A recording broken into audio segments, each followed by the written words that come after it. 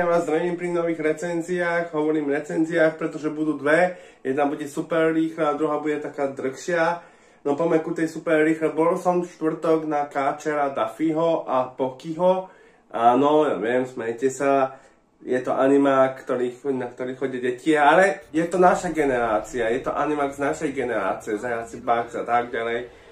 A animák sa vydarí. Máme tu príbeh o tom, ako mimozemšťan ovládne ovládne planetu Zem a snaží sa ovládnuť, aspoň takto vyzerá, sa snaží ovládnuť celý svet. A tí, ktorí to môžu zachrániť, je práve Poky a Káčer Duffy. A na tomuto animáku nemám čo povedať veľmi, lebo tento animák je naozaj dobrý, sa mi naozaj páči a dal by som tomu animáku aj s tým, že to nepôjde veľmi medzi ľudí, akože veľmi si ho nebudú vyhľadávať, tak ja by som tomu osobne dal 65%. Ten animák pobaví, nasmeje sa, urobí to všetko, čo by malo. A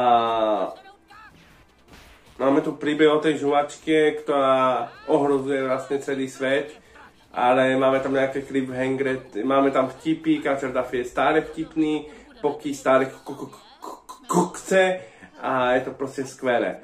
Ale už spomína to hlavne, čo som chcel povedať, takže Káčer Duffy dostáva 65% a to hlavne, o čom sa chcem pobaviť, Gladiátor 2, po 25 rokov nám prišiel Gladiátor 2. A zmiešané pocity sú na mieste, myslím si, že áno.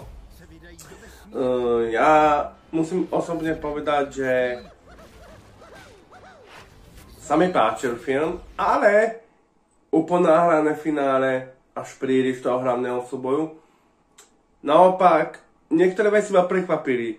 Rola Pedra Pascala je tu výnimočná, je tu skvelá. Ja som fakt nikdy nemusel, napríklad takého Joachima Felixa, alebo ako sa volá, Joachim Felix. A v tomto filme fakt podáva aj na toho císara, Císar, podáva skvelý výkon. A potom tu je ten druhý, čo ste už videli traileri, ten jeho dvojča, a to je taký typický imbecil. To sa mi najviac páči, kto vyčneval v tom filme, bol určite Pedro Pascal a práve Joaquin Phoenix, alebo ako sa on volá. Dávam tu radšej ja fotku, lebo neviem ho asi vysloviť. A týchto dvoch uvidíme aj v Fantastické štvorke. Práve títo dvaja spolu budú. Jeden bude hrať Johnnyho a druhý bude hrať Richarda, teda pána Fantastiku. A ja som spokojný, lebo ten film mohol dopadnúť oveľa horšie podľa mňa. Ten príbeh bol dobrý, áno, bol prvoplánový. Videli sme to už v X filmov. Brutálne krvavé scény, jedno CGI sa mi celkom nelúbilo, som sa na tom aj smial, to boli tie opice, ktoré máte asi aj v traileri, sa mi zdá.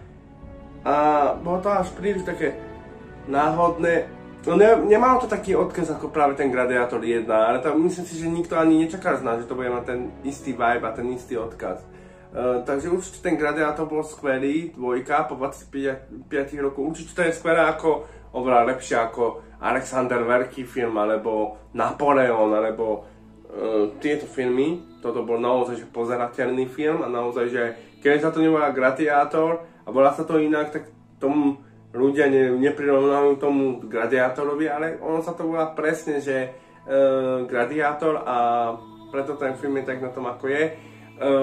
Mne sa ale ten film páčil, bol krvavý, boli tam krvavé scény, boli tam dobré scény, hovorové scény, naopak prekvapil ma Denzel Washington a jeho rola bola veľmi prekvapivá, lebo ty si myslíš, že celú dobu to je vlastne kupec a vykruje sa z neho niečo, čo ani si nemyslel, čo práve že v tom traileri si myslíš, že aha, veď dobre, tak on bude tento a ten film ti to úplne prevráti na ruby. Určite na trojku sa teším, ak bude, že vraj Denzel Washington bude v Black Panther 3, to iba tak mimochodom, medzi tým poviem. Paul Mescal, no a pre mňa tento herec je úplne neznámy. Na castingu bol Timothée Chalamet, ako práve syn Maximusa. Áno, je to syn Russella Crowe, akože v tom filme, je to syn toho Averusa Maxima, či jak sa volá v jednotke. hudby sú tu skvelé, našťastie nedali tú rapovú hudbu, ktorá bola v traileri, čo zakropem. A tie scény sú tu naozaj vynikajúce a najmä sa mi páči tie hovorové scény. Ale aj tie bitevne, no na mňa bolo tu až príliš málo v tom gradiárskej aréne, tam máme asi iba 2-3 scény. A našli sa tu také dvoroviny, že máme tam priamo v tom Koloseu máme 5 bojovníkov, tí kokso, alebo 6. Ale bojovať bude iba jeden, ale nikto tomu druhému nebude pomáhať. Ako naozaj to tam tí, ktorí boli gladiátori, akože že ideme spoločne, tak v jednej scéne, keď zabijate toho nosorožca, tak doslovne on sám ide zabíjať nosorožca, nikto mu nepomáha, normálne z tej scény odišli tí gladiátori a potom zrazu ich tam máte pridaných. Fuck! To bola najväčšia blbosť na filme, akú som mohol vidieť a musel som si to tu lípnuť. Nevadilo mi, že je to Maximov syn. Nevadilo mi, že to je ten práve Lucius Mary. Ale bolo to hlúpe, že ako sa ho snažila odstrániť a napokon ho dala boja o prežitie celý život, aby bojoval celý život o prežitie. Bo ona povie, že odneste ho niekam, ale ona ho odnesie niekam, teda niekto odniesie toho malého Luciusa, ktorý potom už bude ten dospelý, naša hlavná postava, niekam, kde ešte sa má horšie ako pri tým kráľovni. Ja chápem, že v tom kráľovskom svete alebo v tom císarovskom svete proste mu išlo o život, ale ani tu nemá usláne na rúžiach, takže on mohol v pohode zomrieť hneď na začiatku filmu a čo? Tá matka by sa potom akože obviňovala, že zomrel jej syn, alebo čo? Za mňa tento film musí dostať 75%. Určite to je veľmi dobrý film, najlepší historický film za posledných 5-6 rokov, aký som videl, teda ja som ich veľmi veľa nevidel. Berem historické ako tie limánske a tie rytierské filmy. No je to oveľa lepšie ako napríklad taký Robin Hood, ktorého som si minule prvýkrát pustil a asi som 3-krát na ňom zaspal, čo hral Russell Crowe. Ale není to lepšie ako ten Gladiátor jednotka alebo Troja, to sú fakt doslovné krenoty. A aj sa tu spomína Archieles, čo mi prišlo také vtipné.